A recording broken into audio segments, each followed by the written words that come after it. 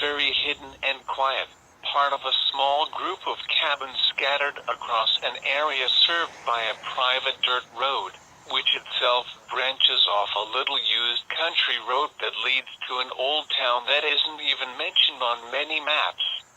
We spend more than half of our time at the cabin, because we don't go out much. We rarely. In 1983 I wrote imaginary stories, and at no time had I ever been in danger of being deluded by them. Had discovered to his delight that the snow would fall in perfect crystalline flakes on his gloves if he stood still with his hands out.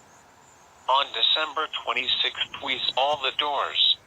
For no reason then apparent, I had developed an unusual habit the previous fall. As secretly as ever I made a tour of the house, peering in closets and even looking under the guest room bed for hidden intruders. I did this immediately after setting the alarm. By 10 o'clock we were in bed, and by 11 both of us were asleep. The night of the 26th was cold and cloudy. There were perhaps 8 inches of snow on the ground, and it was still falling lightly. I do not recall any dreams or disturbances at all. There was apparently a large unknown object seen in the immediate vicinity at approximately this time of month, but a report of it would not be published for another week.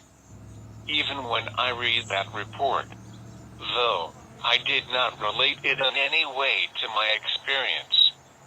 Why should I? The report attributed the sightings to a practical joke. Only much later, when I researched it myself, did I discover how inaccurate that report was.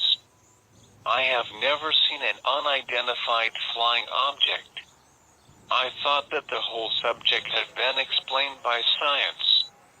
It took me a couple of months to establish the connection between what had happened to me and possible non-human visitors.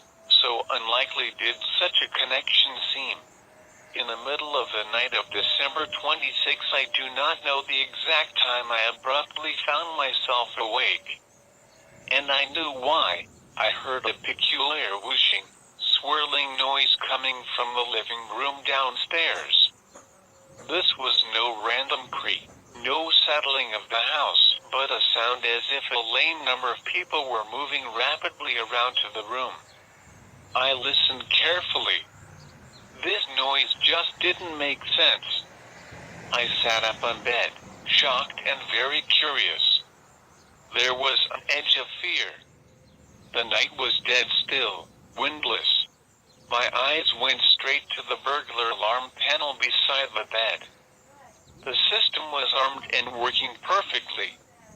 Not a covered window or a door was opened, and nobody had entered, at least according to the row of glowing lights. What I did next may seem peculiar. I settled back in bed. For some reason the extreme strangeness of what I was hearing did not rouse me to action. Over the course of this narrative, this sort of inappropriate response